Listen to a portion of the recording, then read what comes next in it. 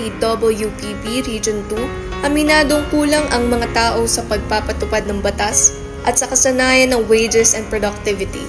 Pero nakatied up daw sila sa partner agencies, lalo na sa pagpapatupad ng minimum wage, trainings at iba pa. Magandang umaga po, Attorney Lovely and Sir Francis. Okay. Ang katanungan natin is sa bahagi ng management naman, Attorney, no?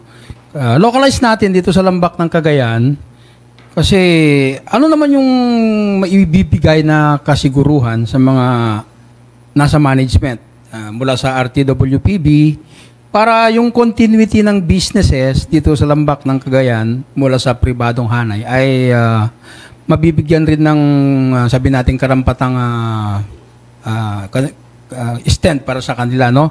At yun nga, para hindi sila tuluyang magsara sa sobrang mataas na pasahod at iba pang mga benefits na iniaatas ng ating pamahalaan. Ang kagaya nga ng sinabi ni attorney kanina, dalawang mandato ng wage board. Isa nga yung sa wages at pangalawa yung sa productivity. Ang RTWPB, sinisigurado natin na bukod sa yung yearly na i-review yung ating wage, ay bigyan ng angkop na training ang bawat mga micro, small, medium enterprises dito sa kinakailangan nilang kinakailangan nilang solusyonan na problema sa kanilang establishment. Marami kaming mga training programs, tinatawag namin tong productivity toolbox na ibibigay namin for free sa mga mga micro, small, medium enterprises.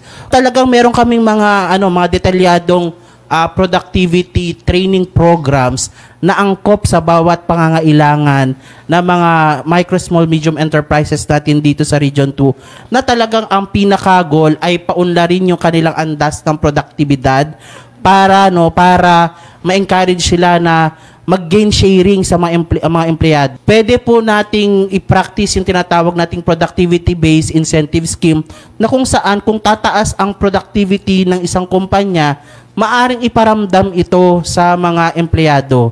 Follow up lang po, sir, no? And attorney. Doon nga sa kakulangan naman ng manpower, no, ng inyong tanggapan. So, paano ninyo ngayon pinupunan yung ganyang mga programs, mga activities nyo? Kasi ang gaganda ng mga projects nyo, mga programs nyo, but how you will do it with a too meager manpower na nakikita natin? Yan na po ang ginagamit po namin yung tinatawag naming parang pakikitay up sa iba't ibang mga ahensya ng gobyerno. Ang maganda nga sa board, kasama namin dito ang DTI, kasama namin ang DOLE, kasama namin ang NEDA, at nakikita namin na pati mga LGUs, meron tayong tinatawag na peso managers, no? Nakikitay up kami sa mga to.